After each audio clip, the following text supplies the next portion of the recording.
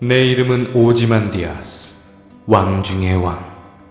그대 강대하다는 자들아, 나의 업적을 보고 절망하라. 안녕하세요, 햄릿입니다. 드디어 에일리언 커버넌트가 개봉이 되었습니다. 어제하고 오늘 세 번째 관람 후에 리뷰를 준비하게 되어 리뷰가 늦은 점 양해 부탁드립니다. 하지만 더 세부적이고 심층적인 내용을 전달드리기 위한 선택이었으니 다시 한번 양해의 말씀 부탁드립니다. 이 영상은 스포가 있는 내용으로 영화의 해석이나 분석을 통해 영화를 보신 분들과 영화의 생각을 공유하고자 하는 리뷰를 준비해봤습니다. 하지만 영화를 보시지 않으신 분들께서는 스포가 다량으로 포함되어 있으니 스포가 걱정되시는 분들께서는 영화를 관람 뒤에 제 영상을 보시는 것을 추천드립니다. 자, 이제 저 햄릿과 커버넌트 호에 승선하실 준비가 되셨나요? 에일리언 커버넌트 시작합니다. 식민지 개척을 위한 커버넌트호가 2천여 명의 수면 중인 탑승객과 함께 오리가의 식스 행성으로 항해 중인 커버넌트호. 어떠한 신호를 받고 그들은 자신들이 가려 했던 행성보다 더욱 환경이 좋은 어느 한 행성으로 탐사를 떠나게 됩니다. 몇 시간 뒤.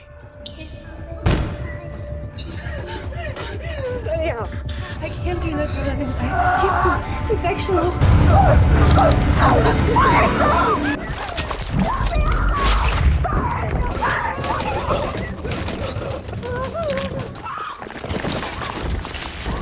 과연 커버넌트에는 무슨 일이 벌어지고 있는 걸까요? 그리고 커버넌트 대원들이 발견한 이 우주선의 정체는 무엇일까요? 간단히 말씀드려 이 영화는 충분히 에일리언이란 영화와 프로메테우스의 궁금증을 풀어줄 만한 영화였습니다. 단순함이 주는 공포가 아주 굉장했죠. 하지만 궁금증이 풀린 만큼 또 다른 궁금증 또한 늘었다라는 표현이 적합할 것 같네요. 이번 영화에서는 성경과 역사, 예술작품과 음악에 대한 부분들이 영화의 해석에 도움이 될 것이라 생각하는데요. 예상했던 대로 이번 영화의 시작은 데이빗이었습니다. 중년의 웨일랜드 회장과 대화를 하는 장면이었는데요.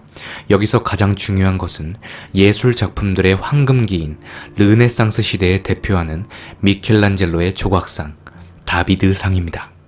이 다비드상은 다윗이라는 소년이 성경에 골리앗을 돌멩이를 던져 무찌른 인물이며, 이 다비드상을 만든 미켈란젤로는 르네상스 시대의 예술가 다빈치와 경쟁자였습니다.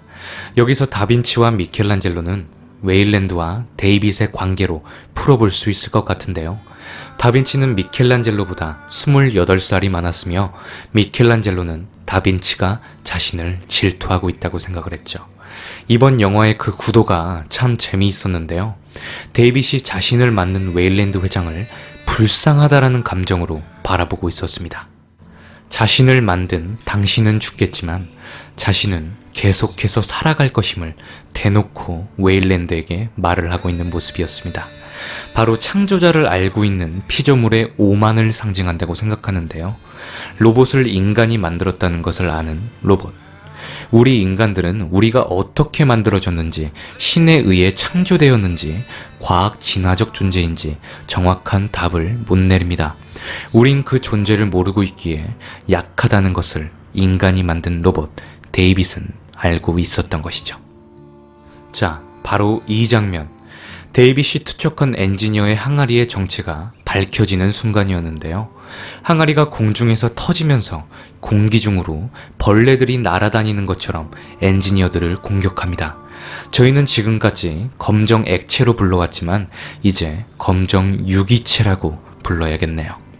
데이빗이 영화 내에서 보여주듯 이 유기체는 아주 작은 모기 모양의 벌레가 떼를 이루어 사람의 몸속으로 들어가 변형을 이루게 되지만 식물 빼고 모든 생명체에 영향이 있음을 밝히게 됩니다.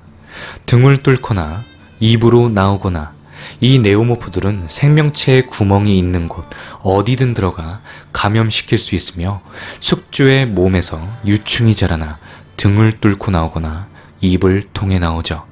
인간의 모든 구멍으로 들어갔다가 나올 수 있는, 전 이것을 홀버스터라고 부르고 싶네요. 그리고 네오모프의 피는 염산이 아니었습니다. 그렇기에 진화적으로는 유리하나 죽음 면에서는 네오모프가 어찌 보면 쉽게 죽일 수 있는 모습을 보여줍니다. 제가 이 영화가 충격적이었던 건 영화를 보신 분들은 아시겠지만 인터넷이나 유튜브로 공개된 영상인 수면 상태로 들어가기 전 파티 장면과 프롤로그 영상들이 편집이 되어졌었는데요. 이건 리들리 스콧 감독님께서 감독판을 위한 선택이셨거나 그저 영화를 기다리는 팬들을 위한 영상이었다라고 생각해 볼 수 있겠네요. 하지만 이번 커버넌트의 최종 편집본인 극장판은 굉장히 합리적인 편집을 구사했다고 생각합니다.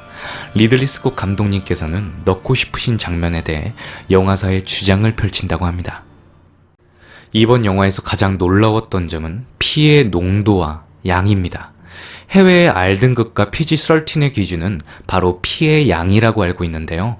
프로메테우스로 예로 들면 엘리자베스의 제왕절개 장면에서 피가 흥건한 장면과 고름 형태의 노란 액체로 가득한 장면을 R등급 버전과 PG-13 버전으로 두 가지 장면을 찍으셨다고 합니다.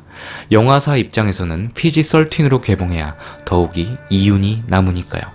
하지만 중요한 것은 영화사와 감독과 배우들이 어떤 영화를 원하고 있느냐인 겁니다.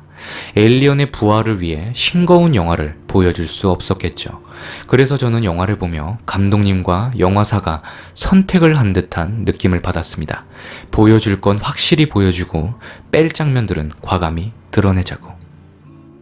성경의 출애굽기, 영어로 엑소더스, 바로 모세의 이야기를 다룬 리들리 스콧 감독님의 영화이기도 합니다.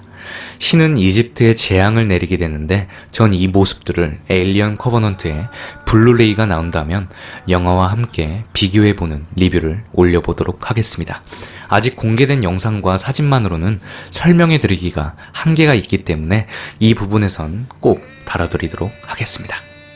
자, 다시 영화 이야기로 넘어와서 제가 가장 인상적이었던 장면은 데이빗의 실험실 장면인데요. 전 지금까지 영화 제작 단계 초반에 등장한 이 사진이 영화 속 장면이 아니라 소품 제작실인 줄 알았는데 이것이 영화 속 장면이더라고요. 여러분, 다음 장면은 다소 불쾌할 수 있는 사진들일 수 있으니 무서운 것을 못 보시는 분들은 제 다음 영상을 링크해 놓았으니 이쪽을 클릭해주세요. 그리고 자료를 제공해주신 우리비님께 감사의 말씀을 먼저 드립니다. 전 데이빗이 그녀를 진심으로 사랑한다고 믿습니다. 데이빗은 로봇이기에 인간이 할 수 있는 사랑을 못하죠. 로봇이라서 할 수 있는 사랑이라 생각합니다. 제가 에일리언 웨일랜드 편을 다룬 리뷰에서 오지만디아스, 즉 엑소더즈의 람세스 2세에 대한 얘기를 해놨었는데요. 영국의 대표적 전반기 낭만주의 작가는 셰익스피어였다면 후반기 영국의 낭만주의 대표주자는 셸리와 바일런입니다. 두 낭만주의 작가들은 영국이 아닌 이탈리아에서 죽음을 맞이했는데요. 셸리는 바다에서 죽음을 맞고 바일런은 전쟁터에서 죽음을 맞습니다. 영화를 보면 셸리의 소네트를 바일런의 시로 알고 있는 데이빗의 모습을 볼 수 있었는데요. 이 대사는 리들리 스콧 감독의 딸 조던 스콧의 영화인 크랙에서도 찾아볼 수 있습니다. My name is Ozymandias, King of Kings. Look on my works, ye mighty, and despair. Nothing beside remains. 데이빗이 읽어내렸던 셸리의 소네트는 인간의 위대한 업적이 세월 앞에 무너져 내린다라는 주제를 가진 소네트입니다. 이집트가 멸망 후 수천 년의 세월이 흘러 영원할 것만 같았던 인생, 욕망과 열망이 죽음과 함께 무너질 것임을 표현한 소네트이죠. 바일런의 시로 착각하고 있는 데이빗은 한 음절이 틀리면서 교향곡 전체를 무너뜨려 버립니다. 비로소 오만을 달리는 진정한 오지만디아스, 람세스 2세처럼 지배와 이집트의 재건의 욕망만이 남아버린 것이죠. 자, 지금까지 영화의 해석을 성경과 예술작품, 시와 음악으로 풀어보았습니다. 이 영화는 교양곡으로 치면 프로메테우스는 1악장으로 시선과 궁금증을 고정시키며 커버넌트는 2악장으로서 에일리언의 비하인드와 탄생을 그리는 균형의 단계로 충분한 영화였다고 생각을 합니다. 대가가 만든 훌륭한 교양곡 같은 영화라고 표현하고 싶은데요. 전 이 에일리언 교양곡의 3악장을 꼭 들어보고 싶네요. 영상이 도움이 되셨던 분들은 구독과 좋아요를 눌러주시면 영상을 만드는데 큰 도움이 됩니다. 내 이름은 오즈만디아스, 왕 중의 왕. 그대 강대하단 자들아, 나의 업적을 보고 절망하라. 이상 햄릿이었습니다.